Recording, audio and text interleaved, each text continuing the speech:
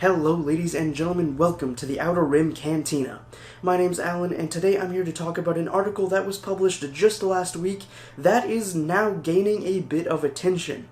The article, published online by the Federalist, is titled, "Why the Star Wars Franchise's Decline is a True Loss for American Culture." And I can tell you right here, right now, to save you the time it would take to actually read this, it's nothing more than the same poor justification the Fandom Menace uses online to defend their blatant sexism, racism, and all-around toxicity. This is a topic that transcends fiction and gets extremely deep into American politics. But this is a Star Wars channel, and I don't want to bore you guys with that. For now, we're just going to focus on the effect opinions and ideas like these have on the Star Wars fandom. Right off the bat, David Breitenbach, the author of this article, states how poorly written the two sequel trilogy films are, while simultaneously claiming they undo and undermine everything that happened in the original trilogy, and states that the choices made by the directors regarding those original characters are, quote, wrong-headed. He goes on to say, quote, "A rundown of their flaws could easily fill an entire book. They are some of the most hollow and incompetently written films you will ever see. This has resulted in a severe fracturing of the franchise's massive fan base, between those who try and defend the films and those who loathe them," end quote. The facts to back up his claims of the sequel trilogy films being poorly written and the handling of the original characters being wrong-headed? Non-existent. He doesn't even attempt to back up his claims with any kind of quotes or actual evidence. He simply makes his statements and moves on to his next bout of whining. It's almost like this guy has never actually seen the prequels before. If you want to talk about horribly written films and terribly hollow characters, he should go watch Attack of the Clones. Now, I love the prequels. I grew up with them. They are my Star Wars. But the writing is so abysmal it makes me physically cringe each time I sit down to watch episodes 1 and 2. Revenge of the Sith, for me, is the redeemer of the prequels, but I'm getting a bit sidetracked here. After making blanket, non-factual claims about the sequel trilogy writing being poor and the handling of the original characters being terrible, he goes on to try and justify Star Wars being on its deathbed. Newsflash, it is far from being dead. He goes on to say, quote, "Interest in the upcoming third film is comparatively low, with a full trailer not even due out until this month. To destroy what was perhaps the world's most valuable cinematic intellectual property in less than 5 years is admittedly an impressive accomplishment. Perhaps the sole impressive thing about what is now known as the Disney era," end quote. Clearly, this guy doesn't know how to research anything or even do a simple 5-second Google search. If you think interest in The Rise of Skywalker is comparatively low, then you're just choosing to live under a rock and ignore reality. Again, Star Wars is far from being dead. The first teaser trailer for Episode 9 is currently sitting at 33 million views on YouTube, with the D23 sizzle reel sitting at 19 million views. Star Wars Celebration Chicago this year sold out all of the available tickets. The crowds were huge, and the amount of real fans cheering for that first reveal of the teaser was overwhelming.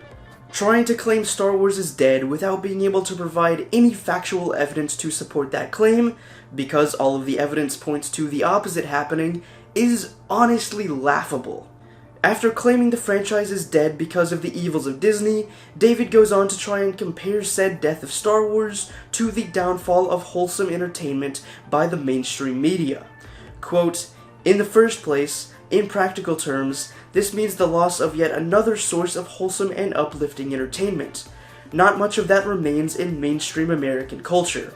This is important because the stories we tell and listen to affect how we see the world. They are a part of how we communicate values and ethics. They are part of how we pass on our understanding of life and humanity, and they are an essential element in the continuity of culture," end quote. This paragraph begins his tirade of how the mainstream media is destroying American culture with no stories of hope, nothing uplifting, and nothing joyous, only soulless instruction. At this point, it honestly starts reading like some dystopian science fiction novel, where what little grasp he had on reality in the previous paragraphs suddenly ends and he goes into full conspiracy territory. The sequel trilogy is not ruining the Star Wars franchise, and it certainly is not destroying American culture. It has always been an allegory for various political statements. Politics in Star Wars is nothing new. George got flack for it in every film he made, but that didn't stop him from inserting his own opinions and views into his franchise. These next few paragraphs are where the full-out whining about Kathleen Kennedy and Rian Johnson start. It'd be funnier if it wasn't so obvious this guy is actually serious about everything he's written in this article. Quote, "The stories cut across the petty concerns of the day to touch on the universal ideas that anyone could enjoy and find meaning in. Even when the films were bad, they still kept to that timeless, apolitical tone so you could discuss why they were bad without bringing contemporary issues into it." End quote. You can still do that. I've had plenty of discussions with people that don't like The Last Jedi that didn't turn into screaming matches about politics. Most of the people I know that disliked the film said it was because it had an overall boring plot, they didn't like the constant cuts between different story beats, etc. The only time it gets political is when someone from the Fandom Menace comes in and starts shitting on a character like Rose, who, regardless of your personal opinion on her, is important to Finn's arc in the sequel trilogy, and serves as an inspiration for all the Asian American Star Wars fans, especially Asian American females, and females in general. Every person has not had the luxury of seeing a character that looks like them on screen in the Star Wars universe. Diversity is an important part of making Star Wars for everyone. You can think Rose is a shitty character because she doesn't represent you personally, but she does play a larger role that you're either not aware of or willfully ignorant of. The second to last paragraph of the article is where Dave begins showing his true colors. He goes completely off the deep end and begins talking about how we live in a broken society void of religion, family, nation, and community, and how pop culture is the only escape people have left.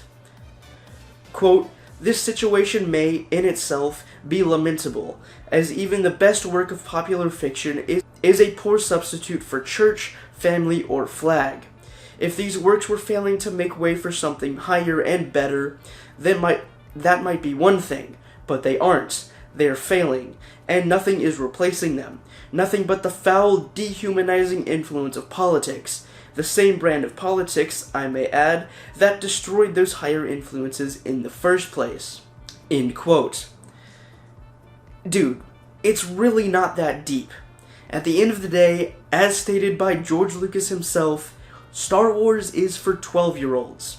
Despite the deeper layering of mythology and symbolism thrown into these films we cherish, at the end of the day, they're fake and in space. The last section of this article is where Dave makes yet another non-factual statement, this time about the Captain Marvel film and the apparent downfall of the MCU. Quote, "The Marvel films held out for a long time, but then came the execrable Captain Marvel, which followed the Lucasfilm playbook almost exactly. Make a terrible, franchise-devastating film, and then imply the fans are acting in bad faith when they don't like it." End quote. Again, if anyone takes what this guy says as fact, they clearly did not pay attention in school at all. Doing a 5-second Google search will prove them wrong on all accounts. The boycott of Captain Marvel failed. The film grossed over $1 billion, and Avengers Endgame went on to be the highest grossing film of all time, beating out Avatar. There's nothing franchise-destroying happening with Marvel, or Star Wars for that matter. They're both rolling around in more stacks of cash than they've ever seen. Finally, reaching the end of the article, David reveals himself as nothing more than a conservative, closet racist white man trying to justify his closeted racism by whining about movies today having more than one person of color or main female role, and at the same time trying to deny the fact that Star Wars has always been full of political statements and allegories. Only now he suddenly has a problem with them being about equality of all people and giving representation to those people of color who have been missing from this galaxy far, far away for too long now. All this article does is give validation to the Fandom Menace and will only fuel their hate even more. On the other hand, this article also serves as the perfect example of why the Fandom Menace will never be taken seriously. They're all bark and no bite. They scream and whine and complain about their childhoods being destroyed while not being able to back up their whining with any facts at all. This is just another sad example of how disconnected from reality that sect of the fanbase is. In fact, calling them fans is just an insult to everyone else. These people aren't fans who are trying to save Star Wars from the evils of Disney. They're racist, sexist clowns who can't accept that things have changed in American culture in the last 40 years. They hate Star Wars. That is the simple fact of the matter. They just can't accept that they hate Star Wars and have latched onto this fantasy, making themselves the heroes trying to save George Lucas's creation. While the reality of that is, even if George still owned Star Wars and made episodes 7 through 9, they would still be whining about a 2-year-old fantasy space movie they didn't like, screaming into the void of the internet, begging someone to listen to them. These people have been around since the beginning, and will continue to be around until the end of time itself. But at least the rest of us can take solace in the fact that we haven't fallen victim to the fantasies and conspiracy theories that have driven these people down a path of hate, anger, fear, and suffering. The Fandom Menace is exactly what Master Yoda was warning us about, and now we see for ourselves the horrible things the dark side will do to people. But, as always, I'd love to know your opinion on this article down in the comments. If you enjoyed this video or any of the other content here in the Cantina, I'd really appreciate it if you left a like on the video, as those really do help a small channel like this, and consider subscribing so you never miss an upload. That's all the time I've got today. I hope to see you back here in the Cantina on Thursday for another Star Wars video. Until then, may the Force be with you.